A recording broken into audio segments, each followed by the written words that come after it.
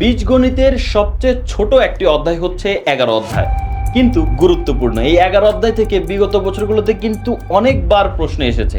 So আজকে তোমাদের মাত্র দুইটা সৃজনশীল দেখাবো, যে দুইটা সৃজনশীল থেকে ইনশাল্লাহ 11 অধ্যায় থেকে প্রশ্ন আসলে কমন আসবেই।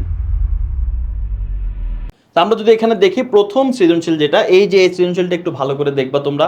এখানে হচ্ছে আমাদের এই যে এখানে one by A to the power six, one by B to the power six, এই টাইপের ম্যাথ, এই রিলেটেড আরো অনেকগুলো ম্যাথ আছে বইয়ের মধ্যে দেখবা।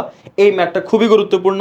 তাছাড়া এই যে দেখো P plus four A by P minus four A, আবার P plus four B by P minus four B equal to two, এটা প্রমাণ করতে হবে আর কি, বাম পক্ষ সমান ডান পক্ষ প্রমাণ করতে হবে। এই প্রশ্নটা কিন্তু খুবই গুরুত্বপূর্ণ। তো এই সৃজনশীলটা ভালো করে দেখবা। এর পরবর্তীতে আরেকটা সৃজনশীল দিলাম, এই সৃজনশীলটাও ভালো করে দেখবে। এই দুইটা সৃজনশীল ভালো করে দেখবা, ইনশাল্লাহ 11 অধ্যায় থেকে প্রশ্ন কমন আসলে এই দুইটা সৃজনশীল থেকেই চলে আসবে। আর তাছাড়া আরো কিছু প্রশ্ন আছে যেগুলো তোমাকে প্র্যাকটিস করে যেতে হবে, যদি একটু ঘুরাই ফিরাই দেয় তাও এগুলোর বাইরে আর দিবে না। তো এখানে মাত্র তিনটা প্রশ্ন, এই তিনটা প্রশ্ন একটু প্র্যাকটিস করে যাবে, ওই দুইটা সৃজনশীল আর এখানে মাত্র তিনটা খুচরা প্রশ্ন দিলাম আর কি।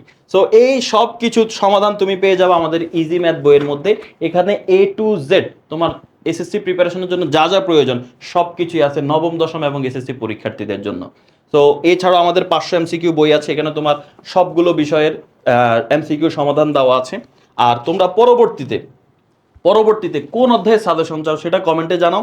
আর আমাদের এই স্মার্ট বইগুলো সংগ্রহ করতে আমাদের ওয়েবসাইটে চলে যাও অথবা আমাদের এই ফোন নাম্বারে যোগাযোগ করো।